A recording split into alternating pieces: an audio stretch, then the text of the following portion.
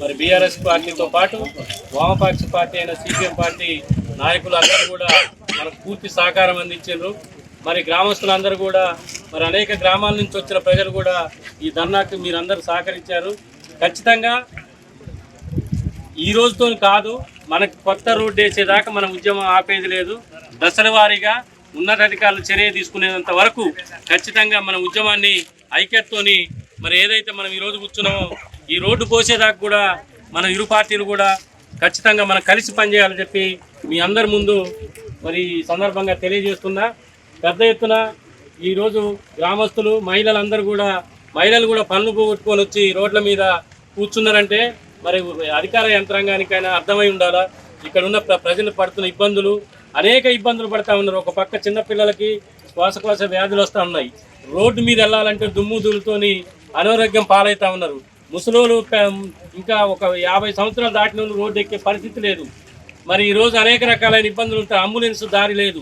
Ambulance దారి లేక రాత్రి కానిపెట్టకు చెందిన మరి బొల్లె మల్లయ్య ముత్తయ్య అని ఆయన హాస్పిటల్కి పోకముందే చనిపోయాడు. పెద్ద వ్యాధి కూడా లేదు, బీపీ డౌన్ అయింది, అత్యవసరం అయింది, తీసుకెళ్లే లోపు చనిపోయాడు. లారీలన్నీ అడ్డొచ్చినాయి.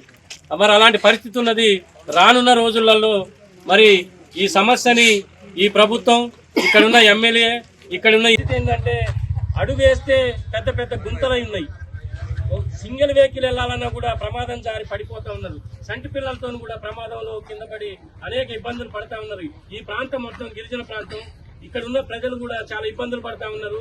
కనీస రవాణా సౌకర్యం లేకపోతే ఇక్కడ వైద్య సౌకర్యం కూడా లేదు. కనీసం వైద్య సౌకర్యానికి కూడా బయటికి వెళ్లాలంటే వెళ్లే పరిస్థితి లేదు. కాబట్టి దీనమైన పరిస్థితులు ఈ రోడ్లు ఉన్నాయి. కాబట్టి ఇక్కడ ఉన్న జిల్లా అధికారులు ఏదైతే ప్రభుత్వం ఉందో, ఈ ప్రభుత్వంలో ఉన్న మంత్రులు ఎవరున్నారో, ఎమ్మెల్యే అయితే ఉన్నారో ఖచ్చితంగా ఈ వారం రోజుల్లో పట్టించుకోకపోతే పెద్ద ఎత్తున కలెక్టరేట్ ముట్టడిస్తాం. అట్లనే రాజకీయ పార్టీలు అందరినీ సమీకరిస్తాం. కలిసి వచ్చే పార్టీలతోని రేపు పెద్ద ఎత్తున మెరుపు దాడి చేస్తాం. అవసరమైతే రోడ్ల మట్టి నిరవధిక ధర్నా చేస్తాం, నిరవధిక నిరాహార దీక్ష చేస్తాం.